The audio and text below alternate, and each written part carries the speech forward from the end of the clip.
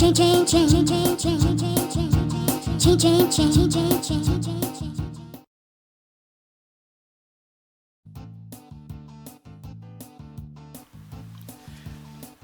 I'm Tony Hines and you're listening to the Chain Reaction Podcast, all about supply chain advantage. Well, since the United Kingdom left the European Union on the 1st of January this year, 2021, I've been talking about friction and the notion that friction will increase as a consequence of trade between the United Kingdom and Europe, having to incur customs duties and the additional bureaucracy that's involved. All of those things add cost and time to the supply chain. And we've enjoyed frictionless trade as members of the European Union until now. So this is a serious issue for many businesses, and it's a disincentive for many to continue to trade in the way they have done with the European Union. And this is shown up in the National Audit statistics, the National Audit Office statistics that were published this week, that shows a downturn in trade with the European Union of £17 billion, a not insignificant sum. The only upside is that there's been an upturn in trade internationally of about £1 billion. So the net deficit is probably only around 16 billion. But hey, it's still a lot of money, eh? 16 billion pounds. And that's only a 3-month period. So also reported by the National Audit Office is the likelihood that gross domestic product will decline by 4% in this year, 2021. So in a full year, a 4% downturn in GDP.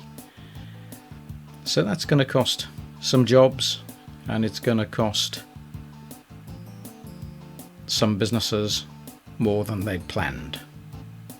Of course, businesses were prepared as best they could be on the poor quality information that they received in advance of leaving the EU.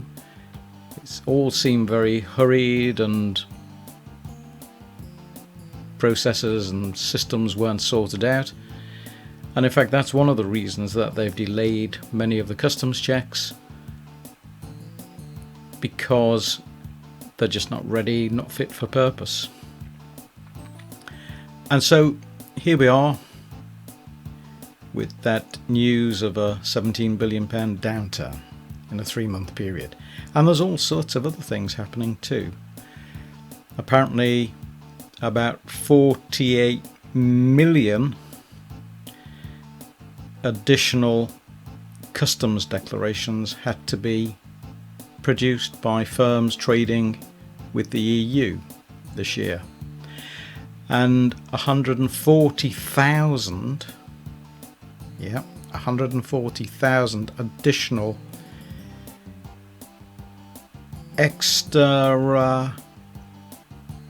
extra certificates to transport livestock and plants. So extra medical certificates. So real cost. And so friction is a reality in this supply chain. So no longer frictionless, but plenty of friction. So let's watch and see what happens in the future with this trade.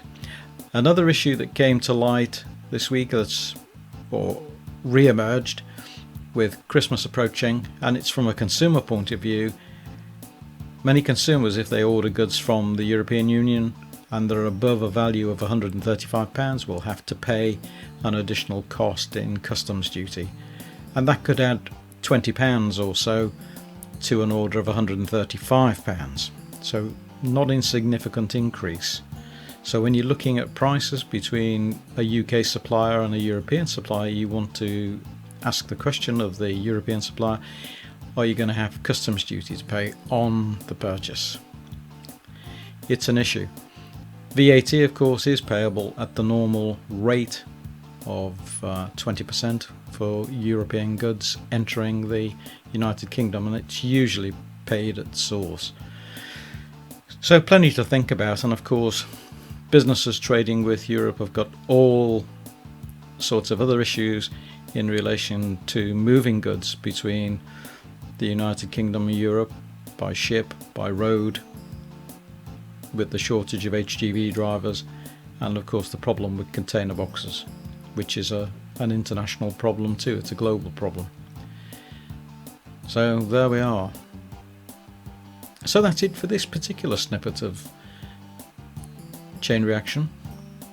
And if you want to listen to the full episodes of the Chain Reaction podcast, you can go to any of your favourite podcast platforms and search out Chain Reaction podcast, all about supply chain advantage, and you'll find us there.